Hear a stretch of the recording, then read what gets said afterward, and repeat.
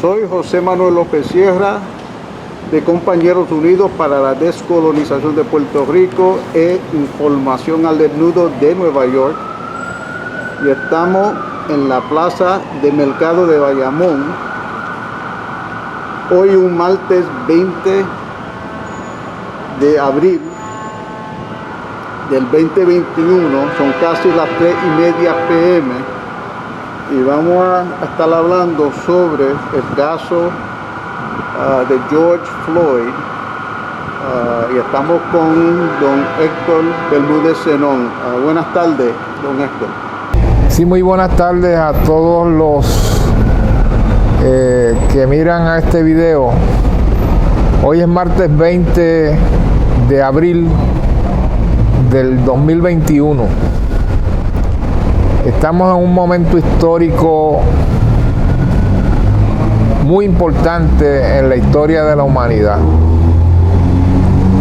Decía esta mañana cuando hablamos que hay dos antorchas en el mundo ahora mismo, que es una antorcha de la paz, que es la antorcha de los Juegos Olímpicos del 2020 que van a celebrar ahora el próximo julio en Tokio. Uno de los países, ¿verdad?, que participó de la Segunda Guerra Mundial y en la que fueron sometidos a través de 2 bombas atómicas en Hiroshima y Nagasaki por los Estados Unidos de América. Pues en Tokio y en las ciudades del Japón anda caminando esa antorcha de la paz para celebrar esos juegos que no se pudieron celebrar debido al COVID-19 que está azotando toda la humanidad y que se van a celebrar aunque sin público. Pues hay otra antorcha que está apagada y que está a punto de que se desate una chispa para que esa antorcha se encienda y podría ocasionar la destrucción de muchas ciudades en los Estados Unidos de América y en el resto del mundo. Me refiero a la chispa que puede desatar la decisión de un jurado de 20 ciudadanos de Minneapolis que están juzgando al asesino de un afroestadounidense de nombre George Floyd, que fue asesinado a sangre fría y a la vista y a la paciencia de la sociedad estadounidense por la policía del estado de Minnesota. Y este policía carga sobre sus hombros el mal que aqueja, que acosa y que va a destruir a los Estados Unidos de América. El racismo institucional que por espacio de más de 300 años corroe esa sociedad. Con el cese de las hostilidades en 1865 y 5 días luego del asesinato del presidente Abraham Lincoln, nunca ha quedado resuelto el problema racista de los Estados Unidos de América. Se suponía que luego de la Unión ganar la guerra civil, donde habían unos estados confederados que pretendían salirse de la Unión para continuar con su estilo de vida, donde querían continuar con la esclavitud de los afroamericanos, de los africanos que eran secuestrados y traídos a los Estados Unidos, Pues Lincoln, uno de los más grandes presidentes que ha tenido esa nación, pues gana con los estados industriales del norte esa guerra y quería hacer la reconstrucción de los estados del sur. A los 5 días de haberse firmado la paz entre Grant, que era el general de las fuerzas del norte, y Robert E. Lee, es asesinado Lincoln. Y entonces entra un nuevo presidente que es Johnson, que era del sur y que no tenía, ¿verdad?, ni la grandeza ni tenía las intenciones de Lincoln. O sea que los planes de reconstrucción del sur se desvanecieron, y lejos de en esa sociedad construirse una paz duradera y donde los negros, ¿verdad?, porque entonces ahí queda abolida la esclavitud en los Estados Unidos mediante la enmienda 13 de la Constitución de los Estados Unidos, pues comienzan a formar, ¿verdad?, un nuevo Estado de Derecho donde ocurre la discriminación racista, ¿verdad?, los Jim Crow laws que llaman, las leyes donde los negros eran sometidos, ¿verdad?, a los más opresivos tratos, y se crea el Ku Klux Klan en los Estados Unidos. Entonces hay un estilo de vida, ¿verdad?, de supremacía blanca que llaman, que todo eso, ¿verdad?, hemos dicho que son disparates, porque no existe tal cosa como raza blanca o raza negra o todas esas clasificaciones que utilizan de los periódicos, el censo, los tribunales, los abogados, los periodistas, la televisión, la radio, la escuela. Todos esos son disparates que nos siguen enseñando. Hay una sola raza, la raza humana.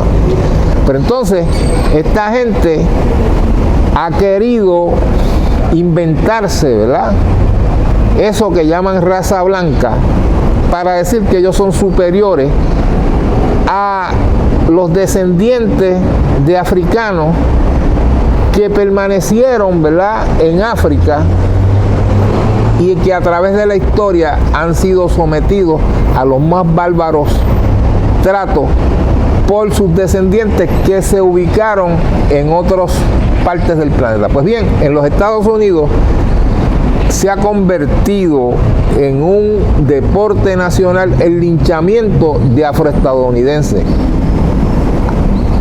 Y eso viene ocurriendo, ¿verdad?, desde los mismos albores de la esclavitud hasta el presente día 2020 que estamos viviendo. La única diferencia que esos linchamientos teníamos cámara, pero no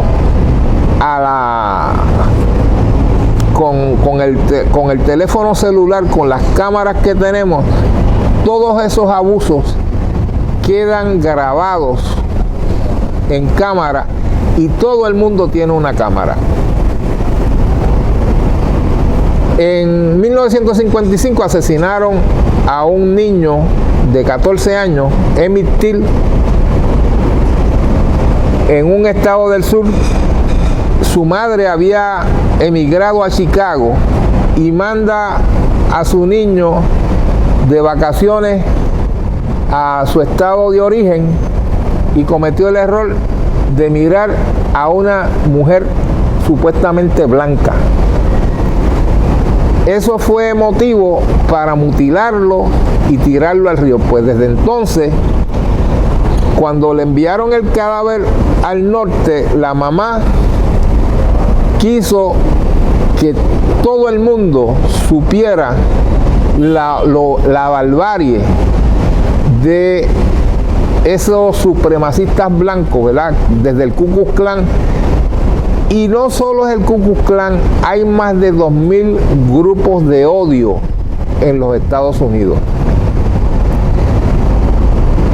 Pues Emmett Till, recientemente están dando una serie que se llama The People versus the Klan, donde una madre de otro afroestadounidense que le asesinaron también a sangre fría, llevó a la quiebra al Ku Klux Klan en los Estados Unidos.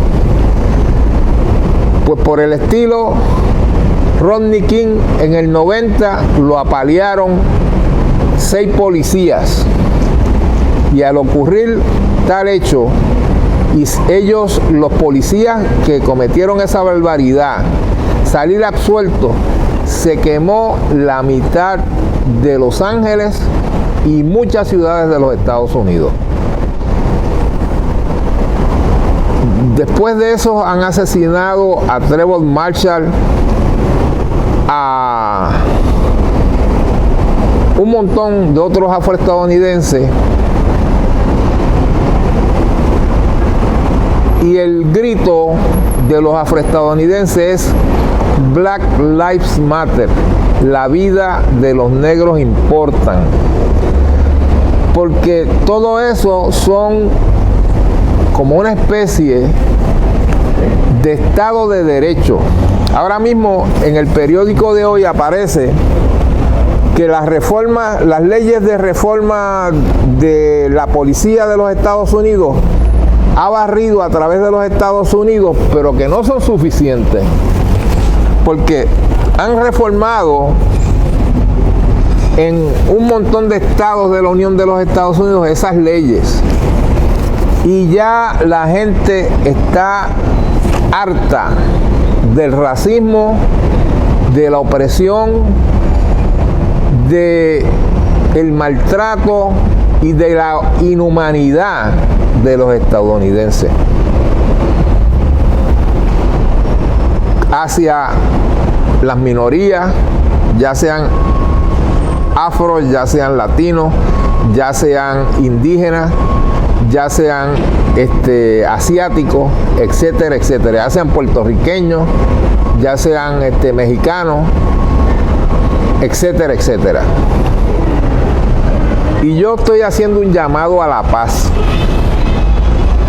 Ojalá y no se desate la chispa que podría destruir a los Estados Unidos de América y podría destruir a ese gran país, a esa población que no tiene que ver nada con el gobierno, porque el problema es el gobierno de los Estados Unidos, su ejército, su estado policíaco, su estado de derecho, su estado educativo, su estado de salud, su estado socioeconómico.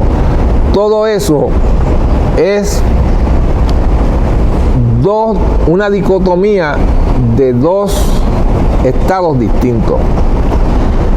Zenón, en su libro Narciso descubre su trasero, por ejemplo, con relación a Puerto Rico, decía que sometido a un proceso humillante de enajenación, de criminal extrañamiento de nuestra vida de pueblo, el negro, el nuevo Narciso, en vez de buscarse, se rechaza, porque no halla su belleza por ninguna parte, porque no se halla en el espejo distorsionado que le ha organizado el hombre blanco, no encuentra su rostro sino su trasero.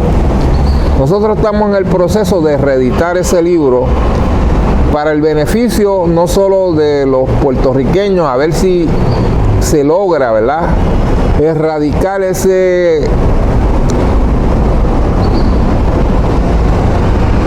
pandemia que existe en Puerto Rico también y que existe en los Estados Unidos, y queremos traducirlo al inglés y queremos traducirlo al francés y al portugués, porque el racismo es un movimiento internacional. Ustedes ven, por ejemplo, en la televisión el proyecto Ser Humano, donde quieren erradicar el racismo, pero tú ves que utilizan términos racistas, utilizan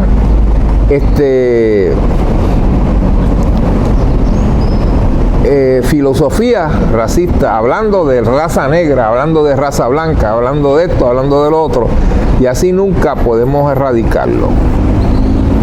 Decía Zenón también que el Cristo negro de nuestra tierra lleva 450 años clavado a la cruz del discrimen racista, y sus Judas, sus Verónicas, sus Poncio Pilatos están rampantes en nuestra tierra. Y lo mismo ocurre con el Cristo de los afroamericanos. Lleva más de 300 años clavado en esa cruz, a ciencia y paciencia de la iglesia, del gobierno, de la policía, del ejército y de todas las estructuras de poder. Con esta decisión que está en juego en Minneapolis, que de hoy a mañana o a pasado mañana puede ocasionar el fogonazo de la destrucción de los Estados Unidos, y obviamente es triste ver a puertorriqueños que están pidiendo igualdad, que quieren integrarse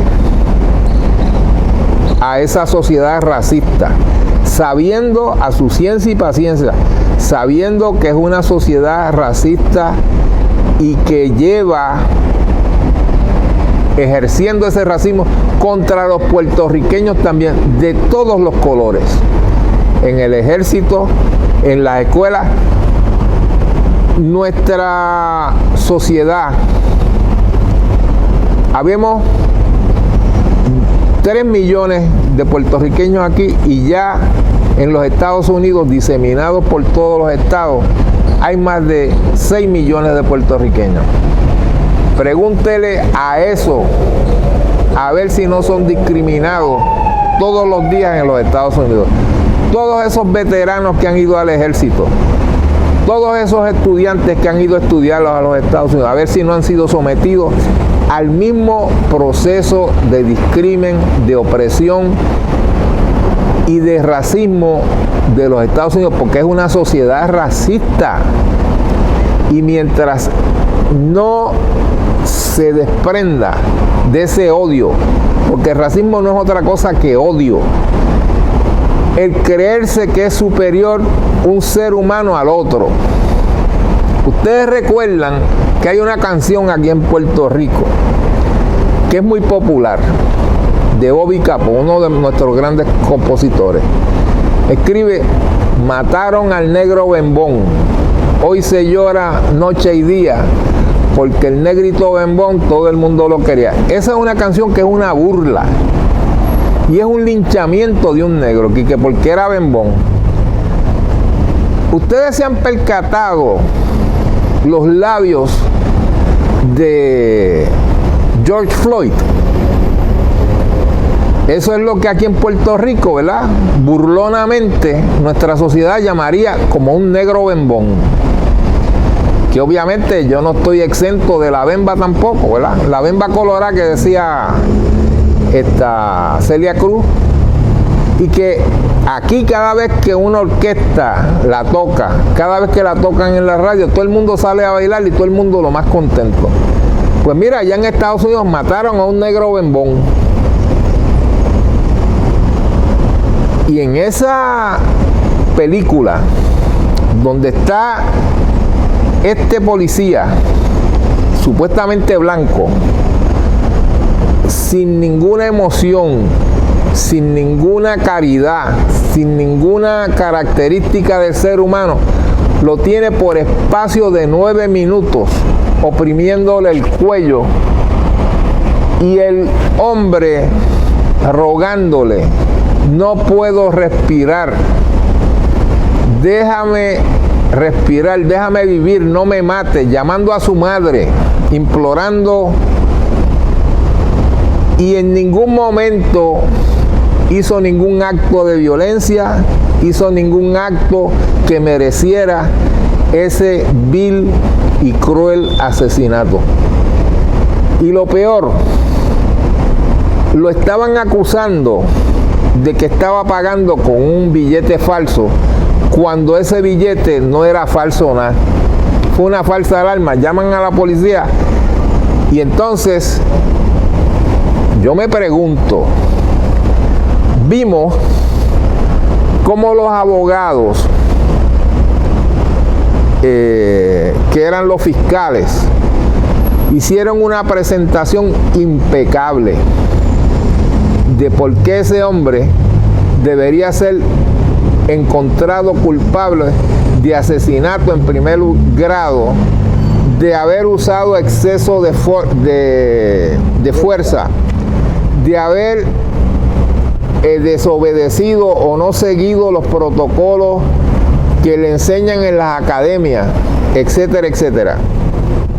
Y entonces yo me pregunto, los abogados de defensa, entonces ellos muestran en toda esa presentación todas las imágenes, porque ahora los policías están obligados a llevar una cámara para retratar esos arrestos, debido obviamente a los abusos a los cuales han sido sometidos los afroamericanos, los mexicanos, los indígenas, las mujeres, todos los oprimidos, ¿verdad?, de esa sociedad.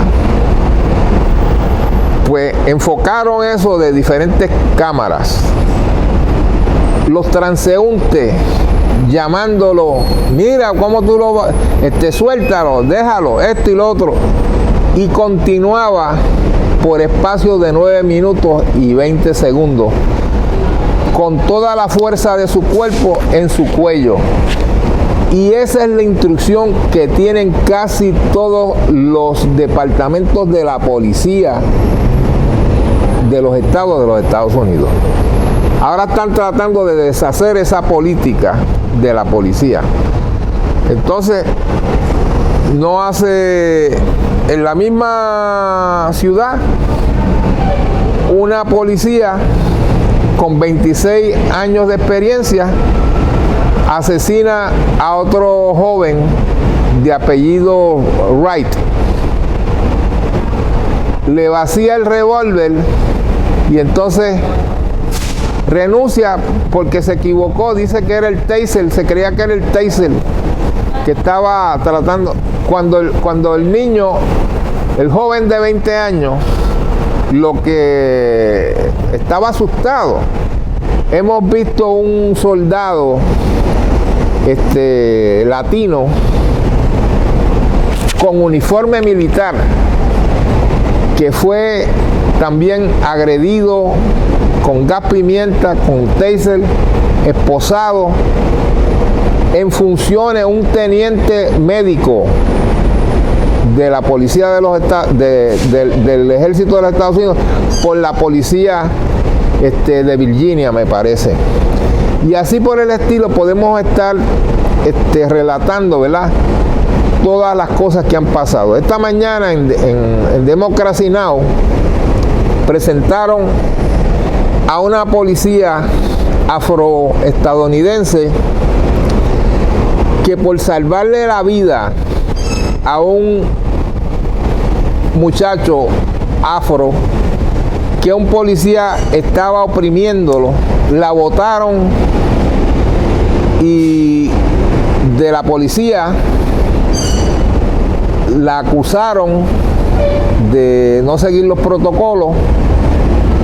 La cosa es que finalmente en una demanda la reinstalaron, le tuvieron que pagar retroactivamente y darle derecho a pensión. El policía posteriormente está preso por otro abuso contra jóvenes estadounidenses.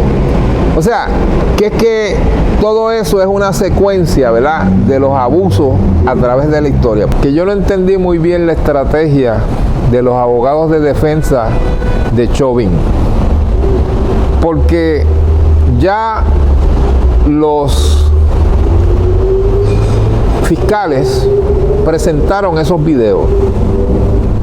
Entonces, el ellos volver a presentar esos videos, yo no estoy seguro si estos abogados verdaderamente quieren defender a Chauvin, porque ahora le quieren echar la responsabilidad al muerto, lo que me pareció una desvergüenza,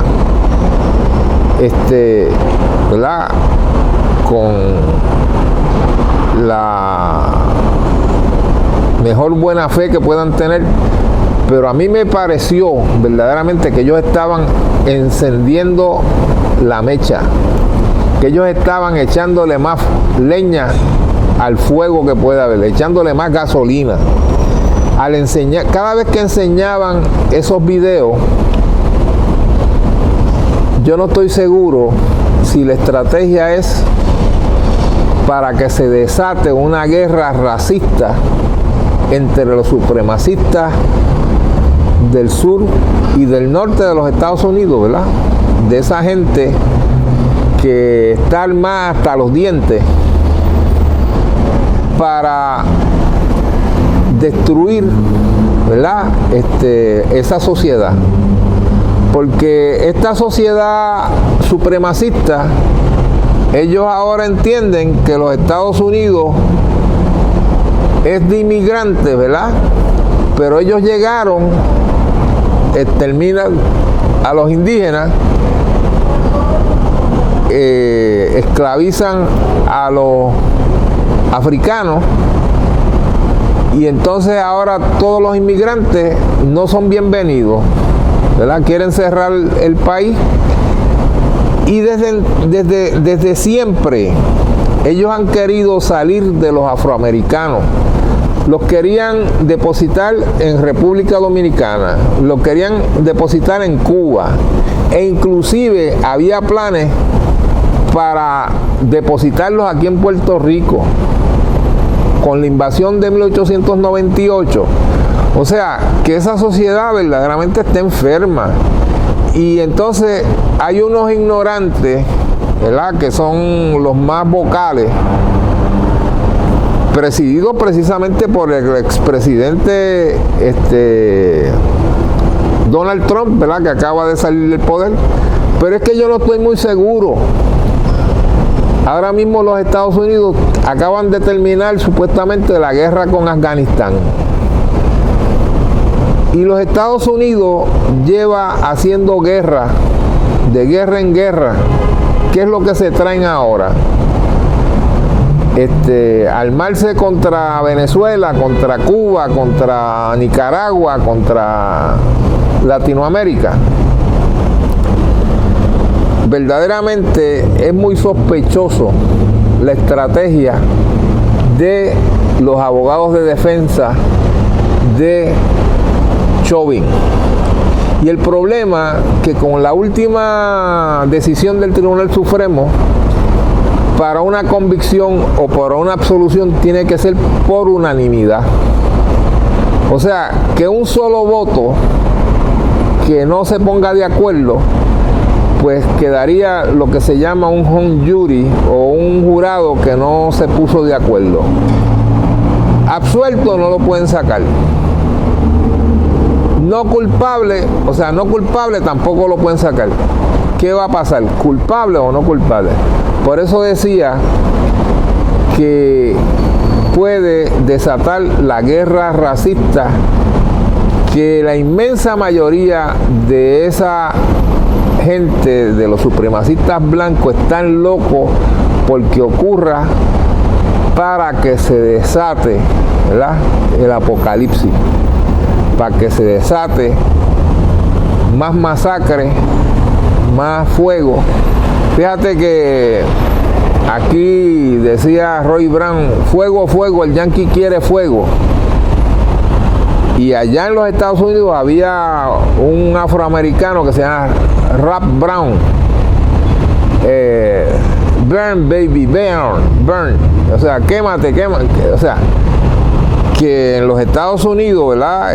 Ha habido, ¿verdad? De la misma manera que ha habido hombres como Martin Luther King que quieren la paz, pero ha habido también los Black Panthers, ha habido un Malcolm X, que obviamente esa gente no es que quiera la guerra, es que quiere justicia, que es que quiere paz, es que quieren igualdad para todos los seres humanos.